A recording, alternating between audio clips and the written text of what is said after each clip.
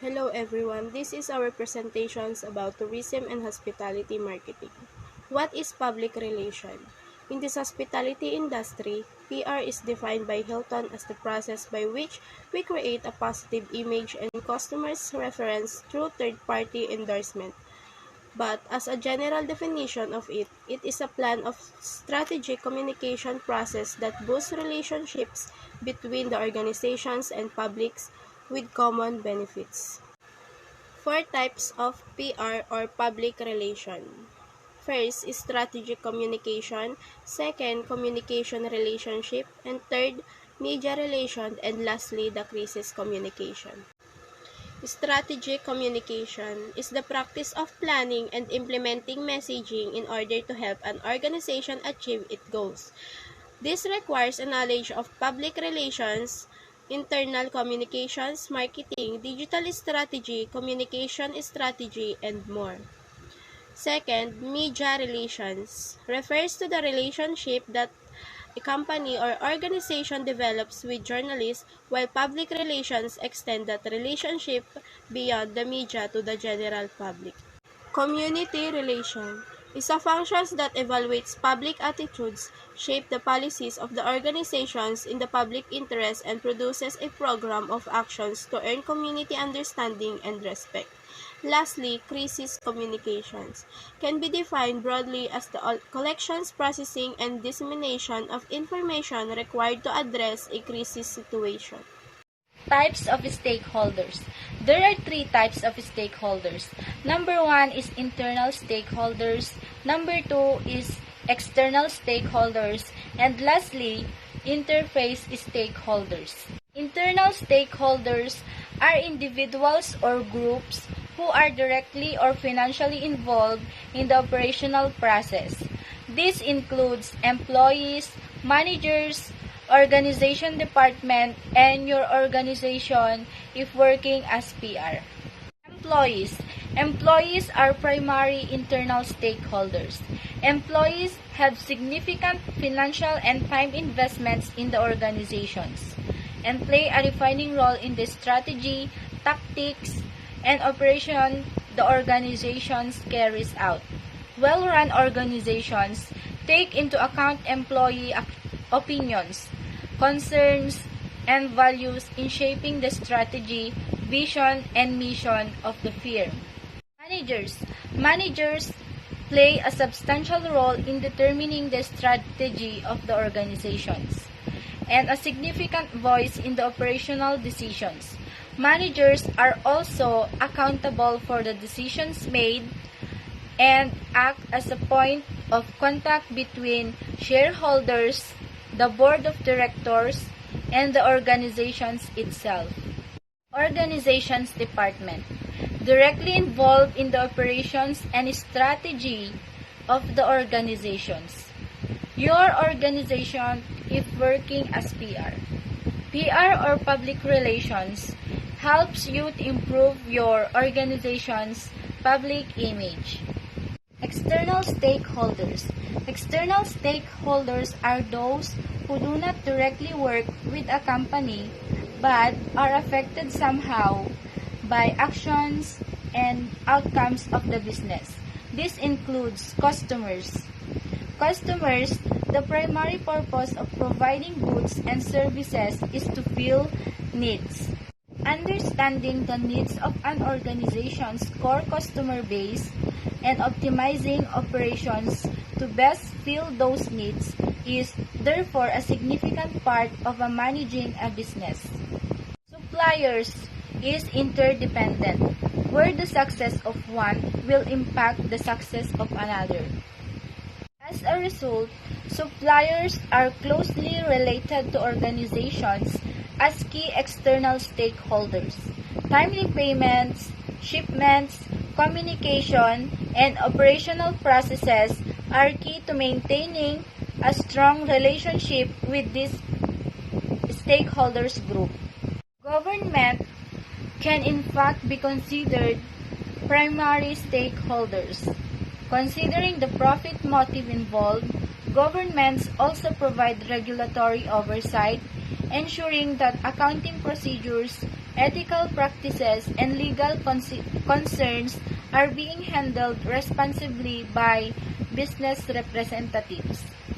Competitors. Competitors, if you introduce new products to the market, you will quickly attract the attention of competitors. Community. Community, a business can be a great benefit to a community, providing tax money, local access to unique goods and services, jobs, and community development program. Last type of stakeholders is interface stakeholders. Interface stakeholders are those who function internally and externally. Example of that is shareholders. Shareholder, also referred to stockholder, is a person, company, or institutions that owns at least one share of a company's stock, known as equity, because shareholders are essentially own the company. They reap the benefits of business success. Shareholders can sell stock and buy different stock or keep proceeds in cash. They do not have a long-term need for the company and can get out of any time. Board of Directors is a group of individuals elected to represent shareholders and establish and support the execution of management policies. Major responsibilities of Board of Directors is number 1, recruit, supervise, retain, evaluate, and compensate the manager. Number 2 is to provide directions for the organizations. Number 3 is to establish a policy-based governance system. Number 4 is to govern the organizations and relationship with the CEO. Number 5 is fiduciary duty to protect the organization's assets and members' investment. And lastly, monitor and control function. Major activities of PR department. Number 1, press relations are the connection between a company or a group and the media. In the hospitality industry, a good relationship with the press can be very beneficial, given that there are lots of stories or information within the industry that are newsworthy. Like for example, a group of Package Your Hotel is offering the weekend or buy one take two in a coffee shop. Number 2, product publicity.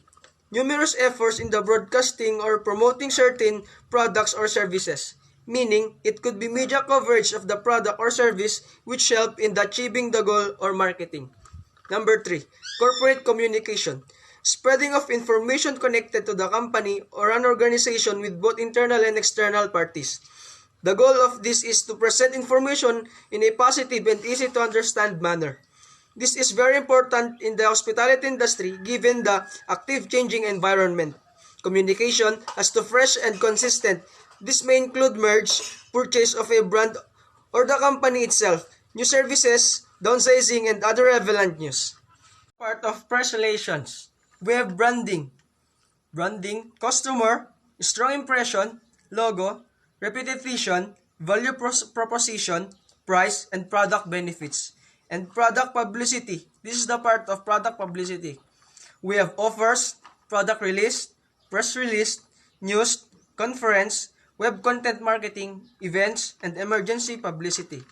And this is the 2 types of corporate communication. We have external communication and internal communication. External communication is the function responsible for effective communication among participants within an organization. And internal communication is meant by a group of processes that are responsible for effective information, circulation, and collaboration between the participants in an organization. Speaking engagement. Speaking an event allows or position you as a superior in your field. What are speaking engagement? Companies employ speaking engagement to demonstrate cooperative executive knowledge in their profession and to create or increase credibility through executive to leadership. Sponsorship or partnership. Establish a good relationship with the public that can help them to identify the brand with good business practices and good ethics. In business, a sponsorship occurs when the one company financial support other in exchange for promotional benefits. A partnership in a business agreement in which entities share the obligation, risk, and profits. Community relations. This may help an organization in building the profile and the image of the organization. Does it have influence to the building? Having a good relationship allows you to have more customers through word of mouth. Community relations, defined as a numerous exchanges, cooperation employed to the building and maintain a mutually beneficial connection with a communities in which they operate, is a fundamental component of any successful organization. Good day everyone, I'm Mia Janine F. Esteves and I'm here to report some major activities of PR department. Newsletter. It could be printed or emailed newsletters. In another ways on promoting the businesses and communicates with the customers and keeping them aware with an upcoming products and services. Brochures and catalog. Take-home activities that help your customers to be reminded of the products and services the company has to offer. Properly designed brochures and catalogs give customers confidence in you and your brand, and help drive customers to your website or store. Information contained in business brochures and catalogs can be effectively reworked for your website, helping you do business online. Business events. An opportunity for business people to have an exposure that benefits the company they are attached into. From a sales point of view, events are a chance to counter customer doubts and build customers' confidence. They can also help you research your market and competitors and build your mailing list. Make sure you go to the event prepared with marketing materials to disseminate and a way to collect information and customers' details.